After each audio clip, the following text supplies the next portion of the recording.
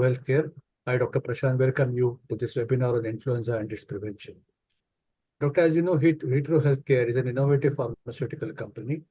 We have 30 years of excellence and 36 state-of-the-art manufacturing facilities, 300 plus products in portfolio, and we have presence in 126 plus countries. We have 1,000 employees globally, and we are amongst the largest manufacturers of ARV APIs in the world. We are Asia's largest API manufacturing at Visakhapatnam. पेशंटला 3:30 वाजेपर्यंत सांगितलं होतं आता आले का बस हा ना Hetero Healthcare provides 360 degrees solution. We strive to fulfill unmet healthcare needs. We reach out to customers across India.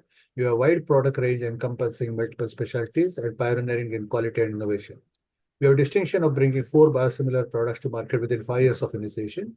They are darbepoetin alpha, rituximab, bevacizumab, and adalimumab. During COVID-19 pandemic area, Hetero introduced or offered 3 antivirals, favipiravir, oseltamivir, and remdesivir, for which we received an award of Pharma Excellence in August 2020 for COVID drugs. So today's evening, we again cordially invite you once again for this webinar on influenza and its prevention. To give insights on influenza and its management, we have got Dr. Swati Shrotri and Dr. Sainath Pawar with us today. Welcome, madam. Welcome, Dr. Pawar. Dr. Swati Shrotri is MBBS DCH MD Pediatrics. Madam is consulting pediatrician and neonatologist since 1996 at Dattakashi Hospital, Satara. Madam has passed with distinction fellowship and diploma in child adolescent diseases, passed diploma in child nutrition from Boston University, USA, director and founder Chirayu Children's Hospital, Satara, life member Satara. Madam is life member Indian Association of Pediatrics, life member National Neonatologist Forum, India, life member Infectious Disease of Pediatrics. Madam has served and arranged free camps in and around Satara and has participated in free camps at Lok Bedri Prakalpa, Hemal Kasa Prakalpa, and at Surge Prakalpa at Gadchiroli district of Maharashtra. Welcome, Dr. Swati. Welcome. Dr. Sainath Pawar is MBBS MD Pediatrics, DCH and FCPS. Sir is fellow in allergy and asthma from University Hospital of Leicester, UK. Certified pediatric flexible bronchoscopist by APPS and IIP. Dr. Pawar is consulting pediatrician and pediatric pulmonologist, consulting allergy and asthma specialist. Dr. Pawar is president, Kolhapur Academy of Pediatrics 2024, national trainer for NTAP IIP Action Plan, national trainer for Pulmostar IIP module, national trainer for IIP REAP module, executive board member for Maharashtra Respiratory Chapter of IIP. Welcome, Dr. Pawar, and I hand over the session to you all for further deliberations. Thank you.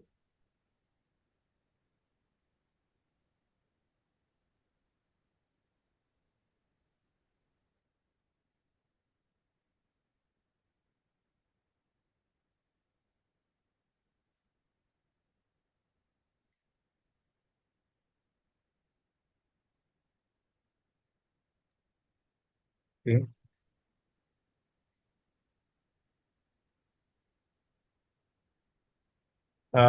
My screen is visible? Yes. Yes, Okay. yes, sir. Yes, sir. So good evening, everybody. Good evening, madam. Good evening, sir. Good evening, Samruddhi. So first of all, I would like to thank Hetero for giving me this opportunity. And today we will be talking on the topic of empiric use of oseltamivir in flu management. So first, I will be discussing the basic things, and then Madam will also discuss her cases. So, if you go on the WHO site, there you will see that some key facts about this influenza virus. There are a billion cases of seasonal influenza annually, including 3 to 5 million cases of severe illness. It causes almost 2,90,000 to 6,50,000 respiratory deaths annually. So this is a very big actually number. 99% of death in children are under 5 years of age with influenza-related lower respiratory tract infection, and they are mainly in developing countries. So we have to be more careful about it. Symptoms begin 1 to 4 days after infection and usually last around a week. So, healthcare-related problems in the monsoon. So first is like influenza-like illness we are able to see in monsoon. H1N1 infection, severe acute respiratory illness, which is called as SARI, and fourth is COVID-19. So, So there is one study which was done in Chennai, Tamil Nadu, which was a 7-year cumulative study. So which has seen the dynamics of the influenza virus infections, and which was done by Department of Virology. It was started in 2000. It was done in 2019 in King Institute of Preventive Medicine and Research, and total of 36,670 specimens were subjected to influenza analysis, and the duration was total of 7 years. So they have concluded that the influenza positivity started with the onset of the monsoon and peaks during post-monsoon months. They also stated that here in graph we are seeing that this blue box is showing 2015 cases, a red box is showing 2018 cases, and the green box is showing 2019 cases. So basically in 2015 there were 4,259 cases. In 2018 it was 15,266 cases, and in 2019 it was 28,798 cases. So we are seeing that 4,000, 15,000, 28,000. So as the means years are passing by, the number of cases are increasing day by day. Same thing you can see here in deaths due to the influenza infection. In 2015 it was 299, 2018 it was 1128, and 2019 it is 1218. So both incidence of influenza and related deaths are increasing alarmingly in India. So that was their conclusion. So let us come to the symptoms of flu. So first thing is fever is the most common symptom. You may get chills along with the fever, body ache, cough, running nose, headache, sore throat, tiredness, feeling run down. So patient is not feeling well. Diarrhea, vomiting sometimes may be there. Maybe it is more seen in the children. So now we are coming to cases. So it is a 2 years old female child admitted with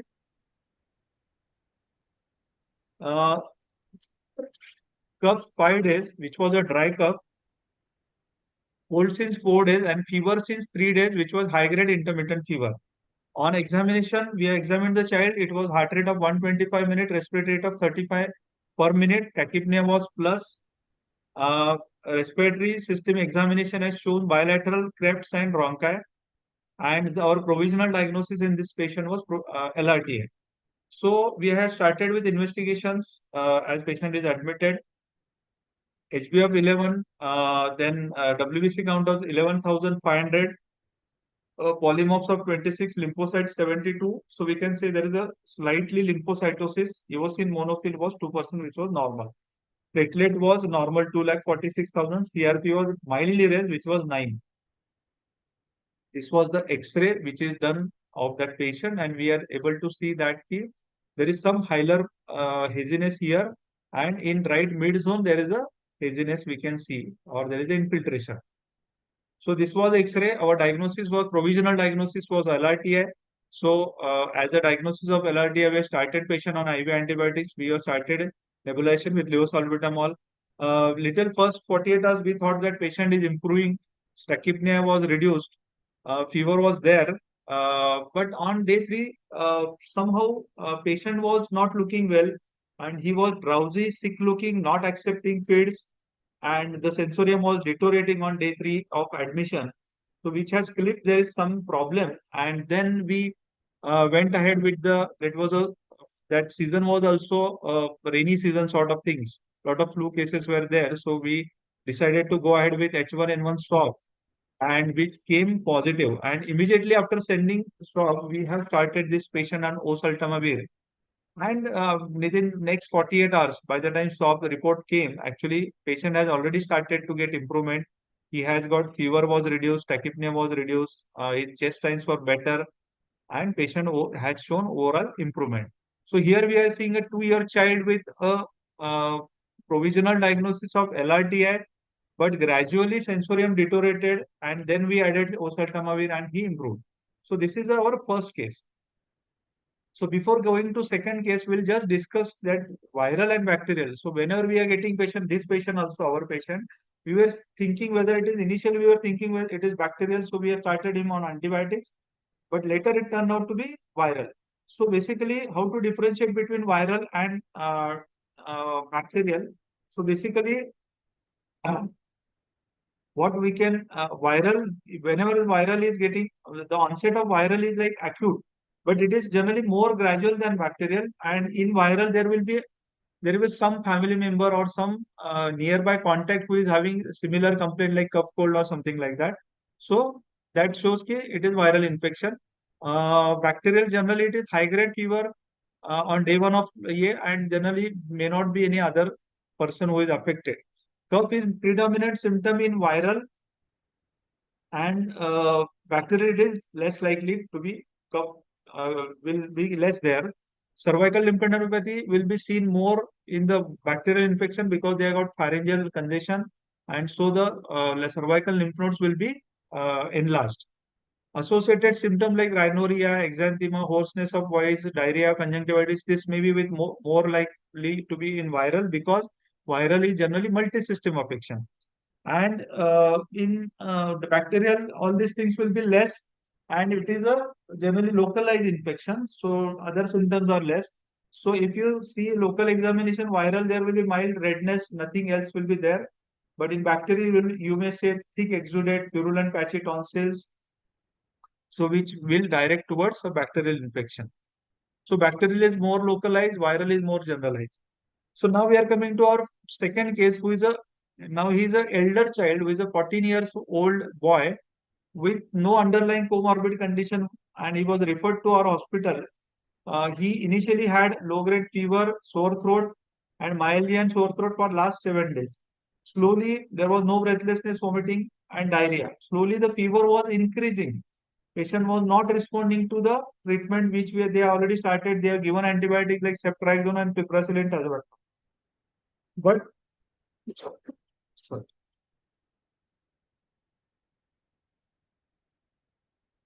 But there was no much improvement. So we can say that this is a patient with actually X-ray we'll be seeing later. So his vitals were like pulse of 110 per minute, BP of 110 for 72, temperature of 100 degree Fahrenheit. Respiratory system has shown bronchial breathing, bilateral crepitations on inframammillary area. X-ray has shown mid-zone interstitial infiltrates on chest radiograph. Nasopharyngeal, as the patient was not improving on antibiotics, so the nasopharyngeal swab was taken for H1N1 PCR, and which was came positive with H1N1. CRP was borderline 10. CVS, rest other things were normal. So LFT was also normal. So this was again a case of is an elder child with not improving on antibiotics, and it had turned out to be H1N1. So this is the X-ray. Here we can see that there is a mid-zone infiltrations bilaterally. So started on oseltamivir as he was almost 14 years and his weight was more than 50 kg. So we have started him on direct adult dose 75 milligram BD. Analgesic paracetamol was given, oral hydration, hand wash was explained to them.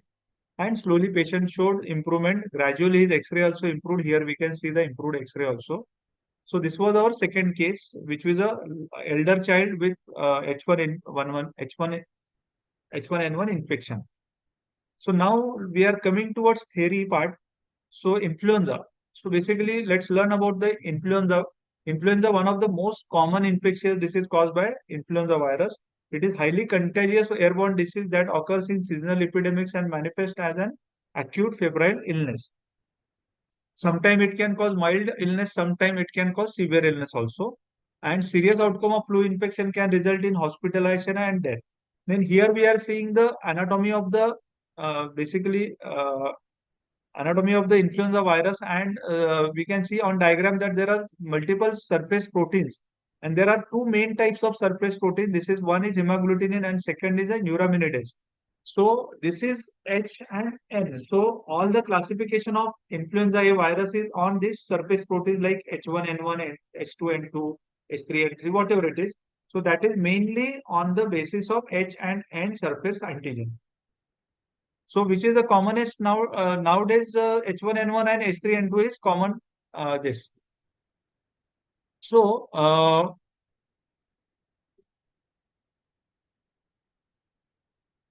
So there are three types of influenza virus.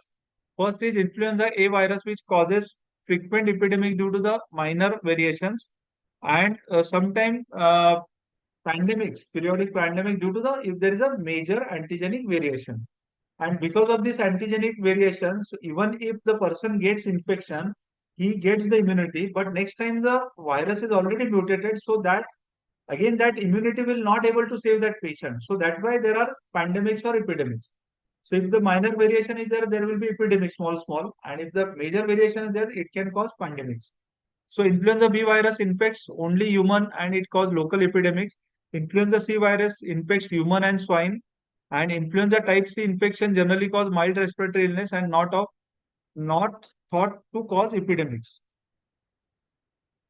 So transmission, as we know that people with flu can spread it to others about 6 feet away distance. Flu virus mainly spread by the droplets when the patient talks, sneeze, cough, then in 6 feet distance he transmits that virus.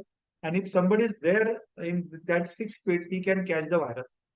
So, by advice, we should always tell that whoever got flu infection or influenza-like virus infection, he should stay at home. He should get isolated so that he will not give infection to others. If any child is having influenza-like virus, he should stay at home, should not go to the school. If he goes to school, he will give that virus to many of the other children. So, another important thing that healthy adults may able to infect other people beginning 1 day before symptoms and 5 to 7 days after symptoms. So that is important thing. Children may pass the virus longer than 7 days. So children are more infectious than the adults. So now we are comparing these four things like influenza-like illness, H1N1, SARI, and COVID-19. So first symptom like fever, myalgia, cough, lack of energy, sore throat, this will be there in all of the four. Breathlessness, as influenza-like illness is a milder variety, so breathlessness will not be there generally in influenza-like virus. Rest other three can have breathlessness.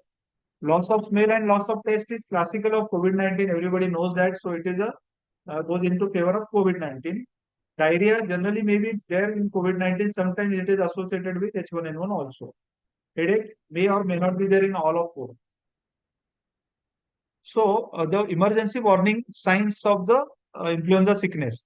So in children, if the children have few warning signs, we should be more alert and more cautious about those things.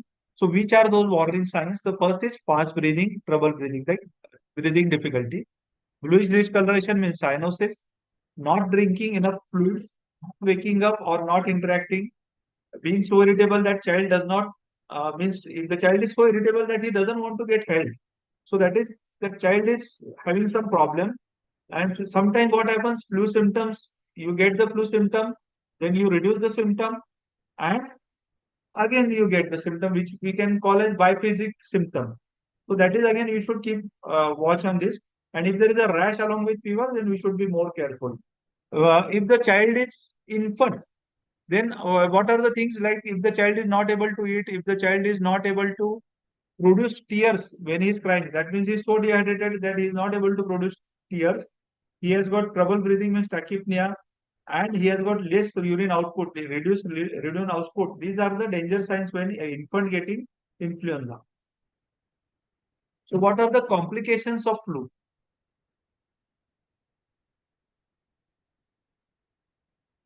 So basically first is pneumonia, second is bronchitis, third is ear infection, fourth is worsening conditions like asthma, COPD. In adult it will be COPD, in pediatric it will be asthma only. ARDS, sometimes it is a dreaded complications of influenza-like virus, and we should be always keen on recognizing this ARDS earlier, and death, which should not be happening, but sometimes you may get death also because of the flu vaccination. So who is at higher risk? So every child is at higher risk, but those which has got some pre-morbid conditions, they will be having more problems with influenza, like those who have got allergy or asthma, those who have got chronic liver, kidney or neurological diseases, those juvenile diabetes, any patient with immunocompromised status like HIV, AIDS, cancer, immunosuppressive medications, sickle cell disease, obesity, and those who are living into long-term care facility. So management. Now we are coming to management. So first is supportive management. First is bed rest, increase fluid, advise them to take more fluid. If required, if there is a dry irritating cough, you can give cough suppression. Generally, as a routine, we should not prescribe it. Antipyretics and analgesic like paracetamol, NSAIDs, if there is a severe pain, again better to avoid. Most patients with influenza recover within 3 to 5 days, but malaise may persist for weeks. Severe cases may require IV hydration, other supportive measures. So sometimes they require administration. So treatment and the drugs. So there are two types of the drug, neuraminidase inhibitors and amantans, that is M2 ion channel blockers. So what does neuraminidase inhibitors does? So it blocks the viral neuraminidase enzyme, which is a critical in releasing virions from the infected host cell. So it will block that neuraminidase enzyme so that the virus will not able to produce the virions. So it will not able to infect the other cells, we can say. And this drug is active against influenza A and B. The examples are oseltamivir and zanamivir. And the other category, they interfere with hydrogen ion channel activity of the influenza virus, thus blocking its entry into host cells. So this will not allow the entry, that will not allow to produce the virions. So what is the example? Amantadine and rimantadine. So which is the common drug? As we know that what we are using in OPD and IPD, oseltamivir. So potent and selective inhibitor of the neuraminidase enzyme of the influenza virus A and B. Oseltamivir is a product which is converted to its active form, that is oseltamivir carboxylase in liver, inhibits influenza viral replications and pathogenicity, prevents further spread of infection. It is effective against all strains of influenza A and B, including the avian H5N1, swine origin H1N1 and H9N2 strains. So what is the mechanism of action? So basically here you can see that here we can see that this is the neuraminidase inhibitors and they blocks the virion sites and they will block the virion release. So the number of viruses are reduced and so they will not able to cause much problem. Number of viruses are reduced, then the patient will improve. So it was the first oral neuraminidase inhibitor which was detected, which was we can say found. Oseltamivir is approved in more than 100 countries. FDA, CDC, and American Academy of Pediatrics has approved the use of oseltamivir in children. So this is a dose actually. So here we can say that whenever you are using oseltamivir, there is either a treatment or chemoprophylaxis. Chemoprophylaxis is given recommended for the community outbreak, seasonal pre-exposure prophylaxis, and the duration of that sometimes routinely it is 10 days, but sometimes in outbreak setup we can give it to 6 months, 6 weeks also, and immunocompromised patient 12 weeks. So now we first will talk about treatment. So adult dose is 75 milligram BD, that is a capsule. In children, depending on the weight, less than 15 kg, 60 milligram per day, 30 milligram BD, and the syrup is of 5 ml is equal to 75 milligram. Okay. So 15 to 23, it is 90 milligram per day. That means 45 milligram BD. 23 to 40, it is 60 milligram BD. More than 40, it is 75 milligram BD. That is adult dose. Prophylaxis generally, whatever we are giving, that is 30 milligram or 40 milligram. That is OD is the prophylaxis dose. That is adult, it is 75 milligram OD. Less than 15 kg, 30 milligram OD. 15 to 23, 45 milligram OD. 23 to 40, 60 milligram OD, and more than 40, 75 milligram OD. So this is the chemoprophylaxis. So there is a capsule of oseltamivir in Fluvir actually. The Fluvir capsule of 30 milligram is available. So if any child was able to swallow that capsule, they can be used. They can give that. We can give that capsule to them, and it is available with hetero. So the treatment with oseltamivir should be initiated within 48 hours of onset of symptoms, and 30 milligram capsule available that we already discussed. So better if you are suspecting influenza and H1N1, then you better start treatment as early as possible, best within 48 hours. So early benefits of early use. So oseltamivir treatment of influenza illness reduces the lower respiratory tract complications, antibiotic use, and hospitalization.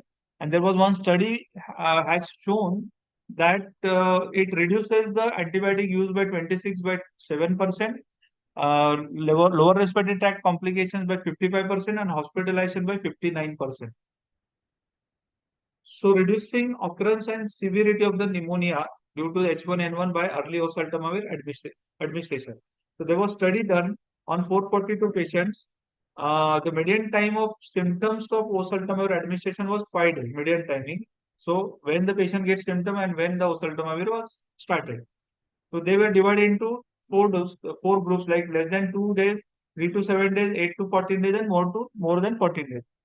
So what they are saying that any severity pneumonia and severe pneumonia both increase gradually as the timing is late. So if you give oseltamivir late, both are increasing.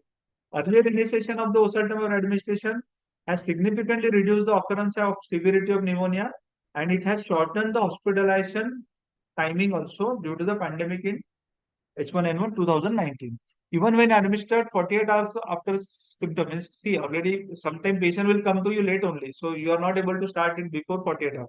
So even if you start it after 48 hours, definitely it is going to help it. May not be to that extent, which less than 48 hours, but always give the benefit of doubt and please start that medicine.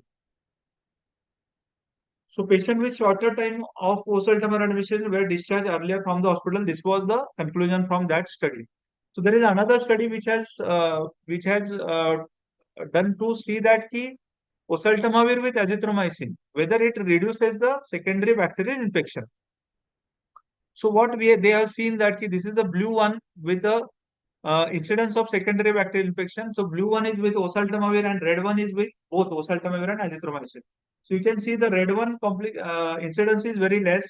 See here incidence of respiratory support which is required is more in oseltamivir group and less into azithromycin and oseltamivir group. So that shows that combined treatment offered significant reduction in incidence of the secondary bacterial infection and it required less respiratory support. So definitely this combination is recommended. So what is the WHO recommendation about flu? So empiric treatment whenever you are suspecting is recommended. You should start it earliest. Laboratory confirmation if not possible. So you start on your clinical grounds. Sometimes you get a negative test because of there are a lot of fallacies in test also. But if you're strongly suspecting, continue the treatment or start and continue. If the higher risk individual have been exposing to the patient with influenza, consider presumptive treatment with oseltamivir. So this is also WHO recommendation. So early therapy and monitoring. So whenever you are thinking of empiric antibiotics, so depending on your overall setup, your local antibiotic flora, microbial flora, their antibiotic sensitivity, you can decide the antibiotics, whether it is community acquired setting or it is a hospital acquired setting. So depending on you can start the antibiotic. So empirical therapy includes the neuraminidase inhibitors for the treatment of influenza when there is a local circulation or other risk factor including travel history or exposure to the animal influenza virus. So whenever there is this high risk things, you should think of empirical treatment with oseltamivir. So what is the overall summary? That proper diagnosis can and early treatment can prevent flu complications. Empiric use of oseltamivir reduce lower respiratory tract complications, hospitalization and antibiotic use. WHO, American Thoracic Society, recommends empiric use of oseltamivir. So thank you. So I would like to request Madam that can she give any insights additional, and she can present her cases also so that we can get more insight about the flu. So I'll stop my screen share. Yeah. Madam, you are on mute.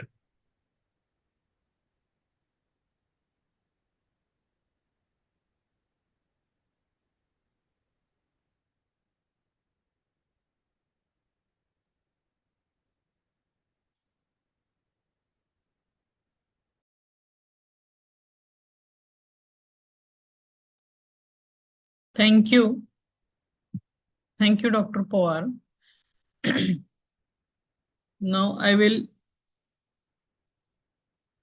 share my screen.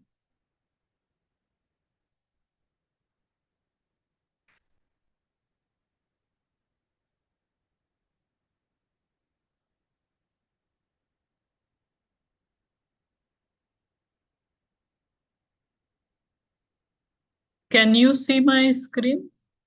I don't think so. No, madam. This is not simple.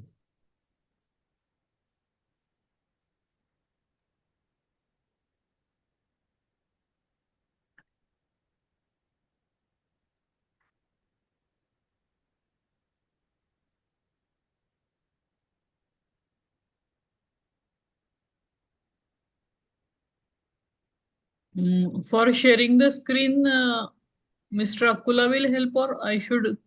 Can you please click the share button like green color? Record button is there. Center, lower center. Green button है Just the cursor thoda sa, you can just move the cursor so that you can able to see that share button. 1 second. Huh?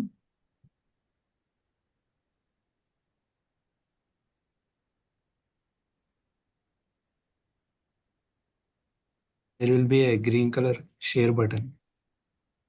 On the screen, there is one Yes. record button is there. No, no, एकदम down, See, एकदम खाली. downstairs. हाँ. Green arrow है बघा. Here are the top search results.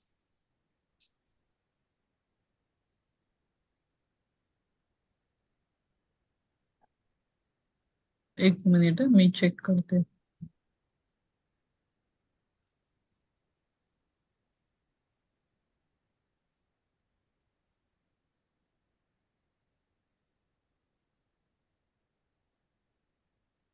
हाँ है share. Yes, I got it.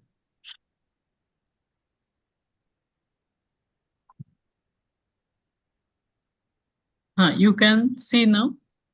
No. No, No, ma'am. madam. No.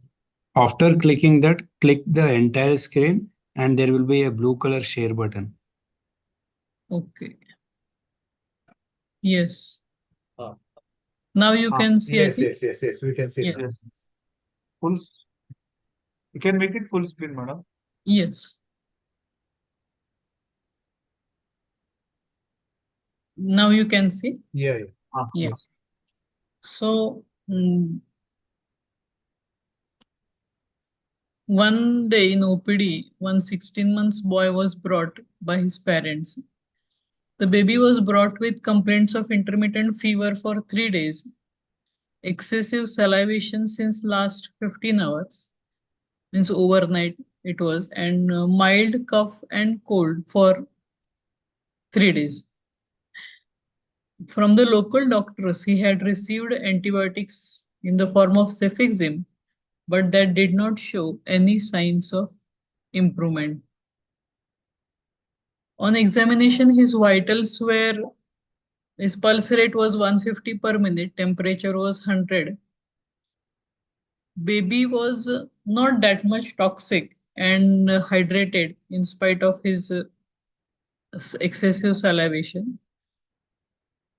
On systemic examination, there were equal air entry on both sides, but few crepitations were there, but no signs of distress.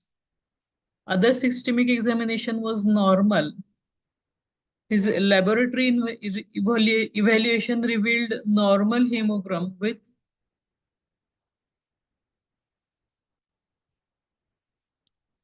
low leukocyte count.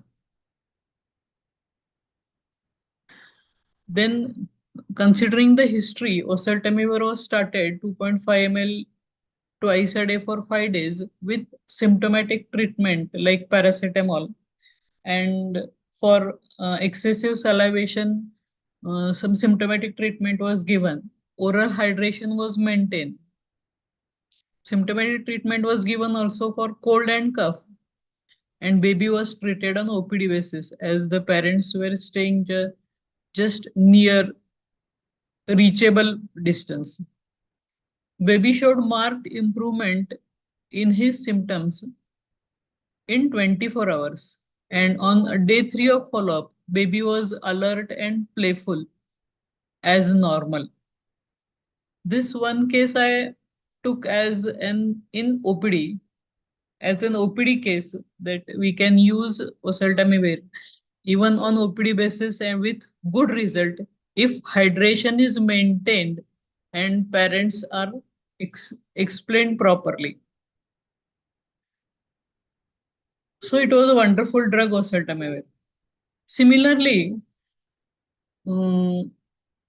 couple of months ago, 12 years girl was rushed in the casualty department late night.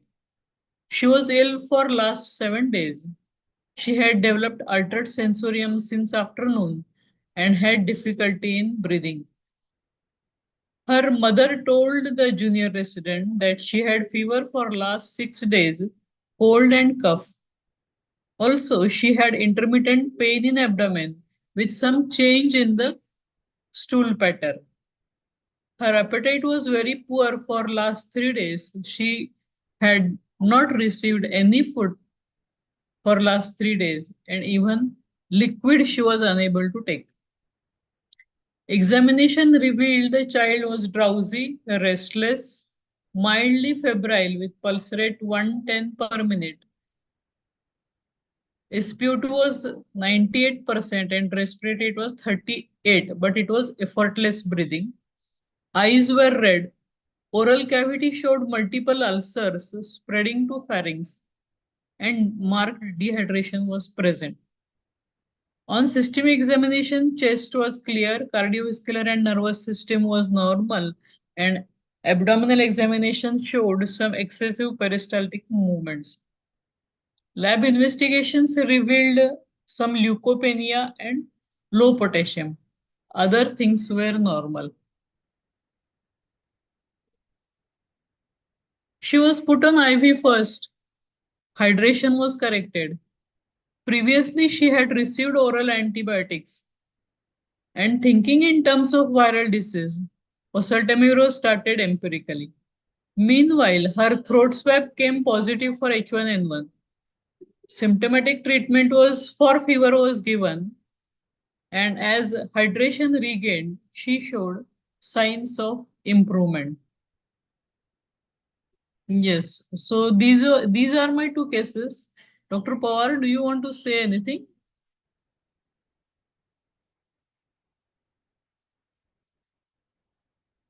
Please unmute yourself.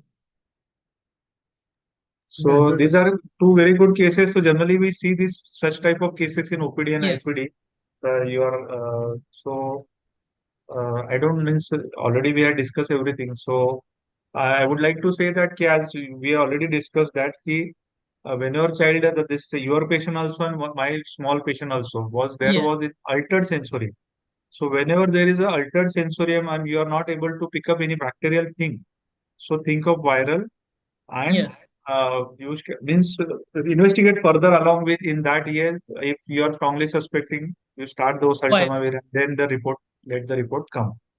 That is a very important thing. Nowadays also we are seeing a viral infections. Yesterday also I have admitted one patient who is means quite symptomatic, but reports are everything is normal. CRP and everything is normal. So again, he is fitting into viral illness only. Sorry. So thank you, madam. Yes. Thank you, Sir, sir. Prashant, sir, Thanks, madam. you want Yes. to add anything? No. It was very interesting. Altered sensorium is a sign of viral infection. I mean, we are Yes. completely That unaware is, of this. whether altered sensorium means if the drowsy child is Yeah. we should be alarming this. These are Red possibly alert. the neurological signs, early warning signs Yeah. of Yeah. viral. And as season comes, these signs would be one should be able to catch the signs early so that we start the treatment early and avoid Yes. complications.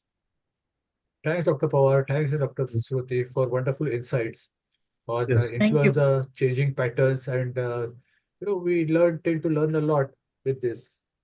So thank you once again for all this. Okay. Thank you, madam. Thank Thank you. you, sir. Thanks, Thank you so much. thanks, Thank Hetero team, Hetero marketing team for conceptualizing things. Thank you all the doctors who attended this, taking time from their busy Thank you. schedule in the evening. And thank Yes, you, thank field you. personnel Yes, of Hetero for coordinating. Thanks, IT team for a super help, backup help. Thank you Yes. once again, Girdhar. Thank Thanks you. all Thank of you. Signing off. Very, very pleasant evening. Thanks, sir. Thank you. Thank you. Thank you.